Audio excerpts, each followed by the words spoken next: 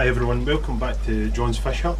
In this one I'm going to explain my DIY version of a fish fry rack for eggs and young fish growing up. Obviously copying Dean's master fish breeder, he's done a version of his own. This is just mine and how it works for me, and thanks to Graham as well. He sent me a comment, one of my subscribers, just to see if I can go over what I used for the system and how I set it up. So I'll give you a quick video. At the end as well, I'll give some tips on what not to do, but I've found doesn't work and I'd love to change. I'm going to change very soon. So sit back, relax, and I'll show you how I set it up. So here it is. This is where I grow all my Corydoras or any kind of fish fry that I've got. I even put eggs in here sometimes as well. I've just done another video how I actually prefer hatching Corydoras eggs, and it stops you losing most of them, I'd be honest.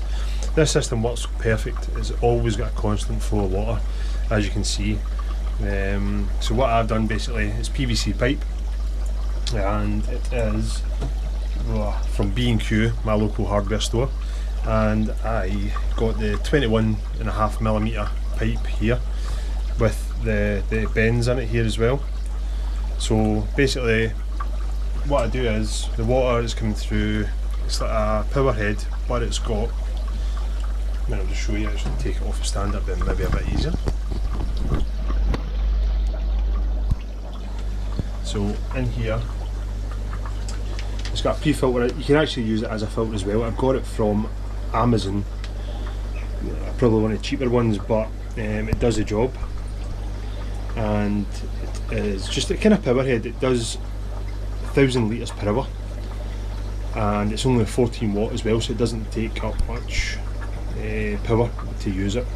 And all I've done, obviously the pre-filter, you can take it off and clean it out as well. You don't need that, to be honest. It would just stop any fish getting in, or any, I had shrimp in here at one point.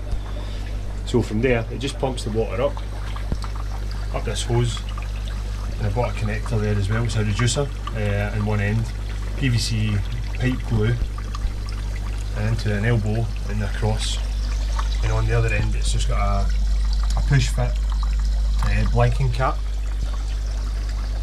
obviously, so it's just the water comes up through the pipe. All I've done from there as well, I've added in these they're called one-way Aquarium airflow control lever / valves. I think you can get them on Amazon for around, I think it's about £5 for 6 or something you get. It says one way, there's ones that say, I think it's 8-way, but that's ones that are all connected. And what I've done is, just, if you watch videos, there's videos of this as well, you just drill them in, drill a smaller hole and then drill these in,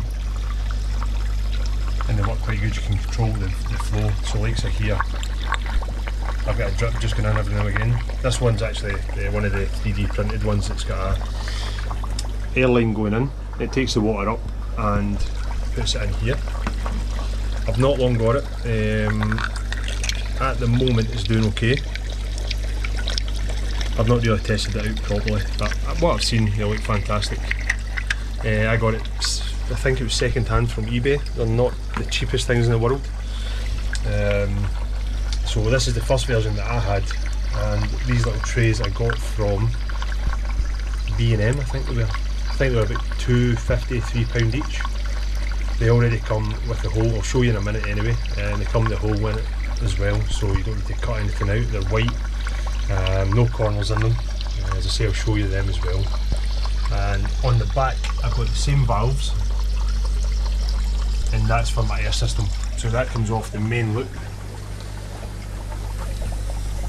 I've just taken one of these wee valves, run it across, and put it in here and at the back, and that's enough to drive air on all these. Normally I've got about, I'd say another one in here as well, so I can get 4 in. This one's different, obviously, the 3D printed one, but I can get 4 of them set up at any time with a constant water supply.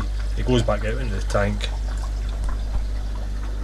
Obviously I've got big Corydoras in here at the moment because I don't have any space for them anywhere else, but they're in there, not causing too much pollution in the water, and it gets regular every 2-3 days. I do a kind of a half water change on it, so the water's always nice and fresh for the fry to help them grow.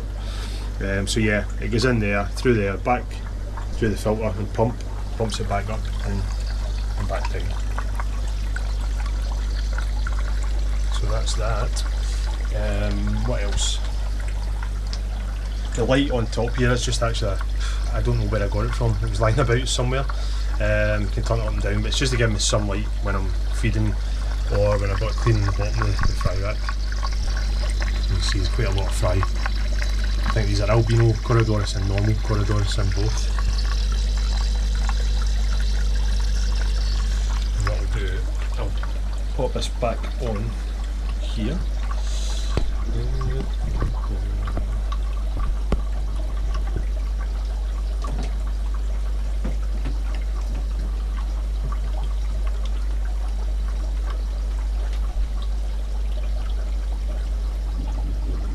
Get my big silly head back in it again. So what I used was, I got these from B&Q, about £2-3 each, very cheap, and it already had the whole cut in it, so for me it was easier rather than trying to get these plastic, they're called, I think, I've got the name in my trusty notebook.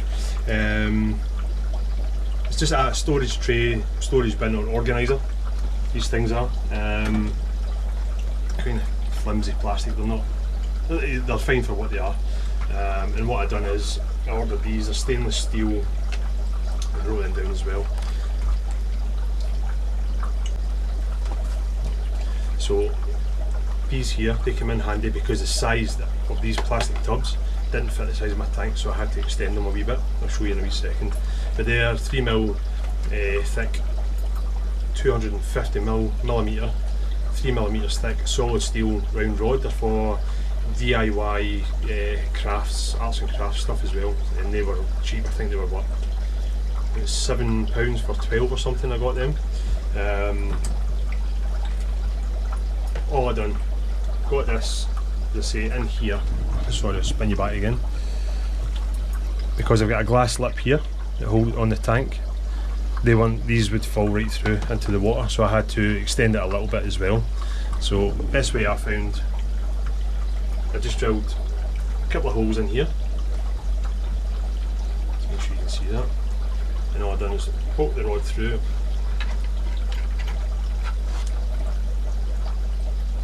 Just like, so there's a little bit hanging out each side.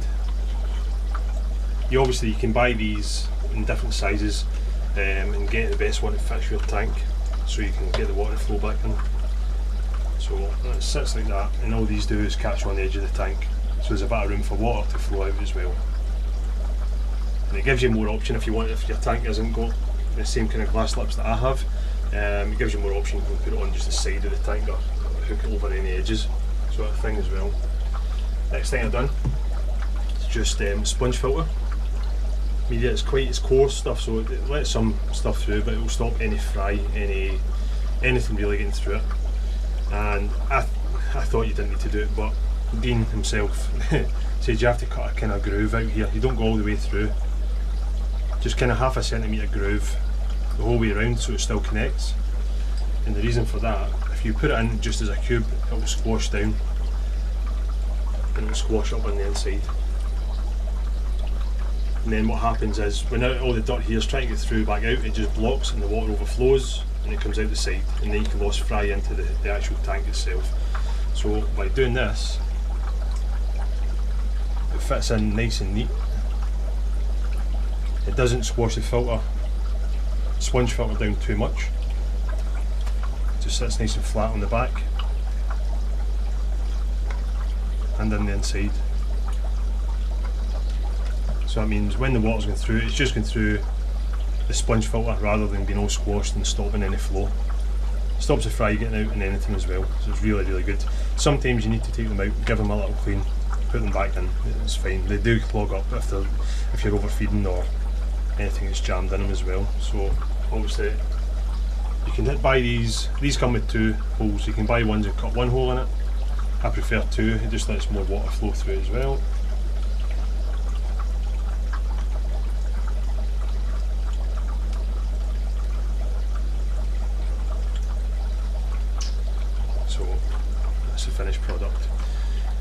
Only thing I would say, I would maybe measure where the hole is, because you think about it, I've only got this much water in the bottom, and it's okay for Cory frying stuff as well, but if you want angel fry or something a bit bigger, you need a bigger volume of water. You maybe need to buy bigger plastic tubs, so you've got more volume of water inside. Again, it should have a constant flow of fresh water, but my preference next, I would definitely get higher, so the more sits in the water as well, keeping the water at a stable temperature, and there's more water volume inside. But again, just my preference, that's what I'll be doing next. So from there, as I say, take it back over here, and these little bits is just little pipes I had it on as well. They were still a little bit short in the tubes, just to give me a little bit more room. It just hangs on, as I say, the water comes in, goes through the filter, back into the tank, and then it's just a constant circulation. As long as you keep this water nice and fresh, it's pumping fresh water in your system all the time. So, some things that I would love to change. These are good, they work, but after a while with the amount of water going through it, I don't know if you can see it too well there, it's kind of corrosion in here, and it jams these. Are quite hard. I've got to use kind of pliers to move them, get them open and shut better. But obviously you can move them, get more flow.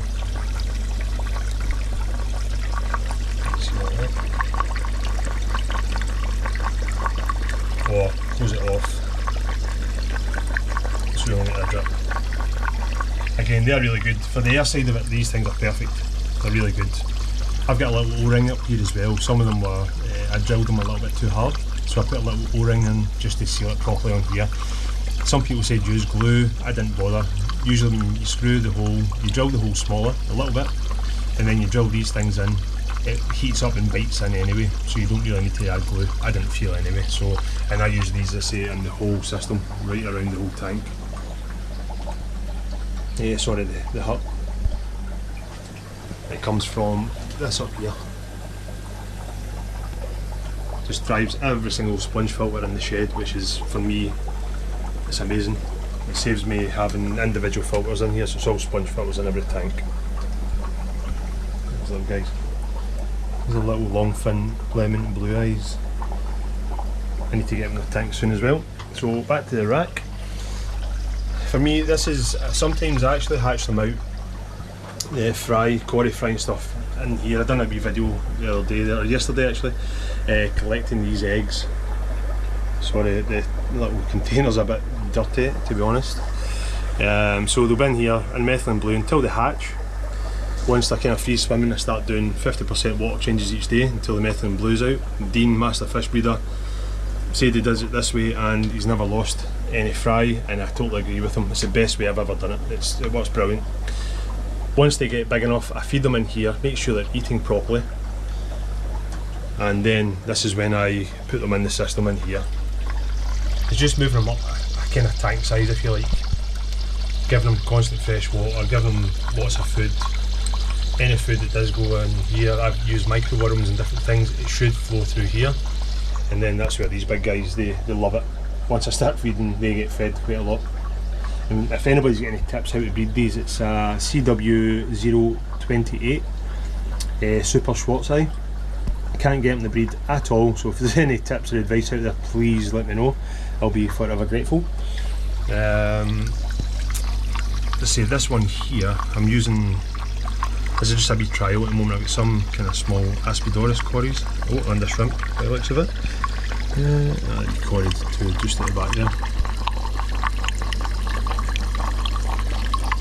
So it seems to work with that. So once they hatch, and the other system I had there in the little tub, I put them in here. One thing I noticed, if you have it bare bottom, without any sand, it seems to build up a bacteria, a kind of scum stuff on the bottom, and I used to lose loads and loads of fry.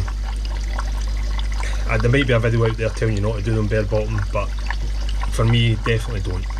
Put a little handful of sand in here, it just helps it keep any rubbish off it, and it's good for, if I can find it, it's not lying about handy. What I normally do is, yeah.